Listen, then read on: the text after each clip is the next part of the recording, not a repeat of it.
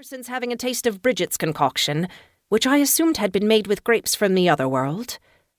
I didn't tell Simon this. I wanted him to have a sense of normalcy, too. He poured me a glass, and I clinked mine to his, smiling.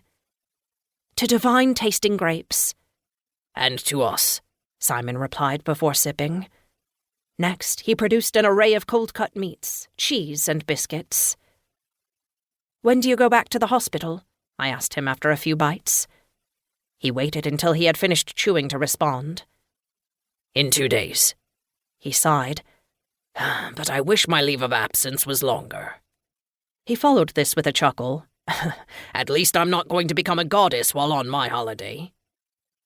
I flashed him a wry grin as he referenced the time he had given me a leave of absence due to being overworked during a worldwide pandemic.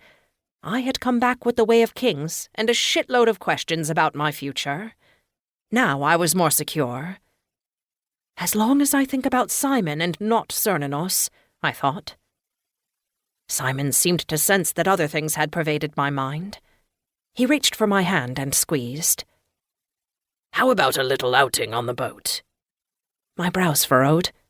We don't have a boat. He pointed to the pond in front of us. A little way down the bank was a newly built dock to which was tied a boat for paddling about. When the hell did that get there? I asked. Simon laughed. Teg and I built it last week and bought the boat shortly after. He, Hidia, and Ajit took it out first, so we won't get the first ride. My eyes glittered. How was a little boat ride so exciting to me? I got to my feet. Well, what are we waiting for? Simon followed me to the dock and waited as I untied it and got in. It was about the size of a gondola and had one long oar. Simon took his place at the end and dipped the oar into the water. Welcome, my lady, to the placid waters of Rooksmont Estate. I leaned back, enjoying the warm sunlight. Simon smiled at me before rowing off around the pond. Wildlife was all around us, from birds flying from tree to insects darting over the water's surface. At least there were no crows or wolves at the moment. I started laughing when Simon began to sing.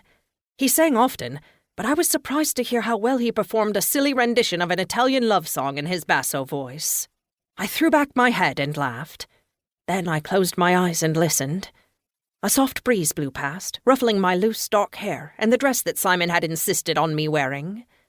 He sang first in Italian, then switched to English. She loved me, hated me, loved me, hated me. She was against me. I wasn't yet her boyfriend, and she was already suffering for me. And to make me jealous that night, along the sea, she came with you. I opened my eyes as Simon reached the final verse. Just as I lifted my head, I felt a strong kick beneath the boat. Whoa! Simon called as he lost his balance at the stern. I scrambled to my feet and reached out to steady him. The boat was still rocking from whatever had hit us from underneath. Reaching out to help Simon resulted in us tipping the boat over. We plunged into the pond. I sank for a moment before swimming back to the surface. Even before I broke above the water, however, I knew something was different. No longer was the water the peaceful calm of the freshwater pond on the castle grounds. Instead, I was in violently churning salt water. I pushed above the surface and drew in a long breath, only to be pelted by heavy drops of rain. It was cold here, not warm like late summer beneath the sun. The sea around me stretched as far as my eye could see. The dark waters swelled amidst the raging storm. The sky was heavy with ominous clouds. Where the hell had I ended up? I had no time to figure that out. I had to reach the shore. Was there a shore? The waves beat against me, and it was all I could do to remain above the water's surface by divine strength. I was borne up on the next wave and spied a craggy seashore. Above it rose an edifice that seemed to be part factory, part watermill, part lighthouse, and part fortress all at once. Its windows pulsed with an angry, orange glow. Whatever it was better than the stinging, salty cold around me. I felt myself being drawn to the shoreline by the tide.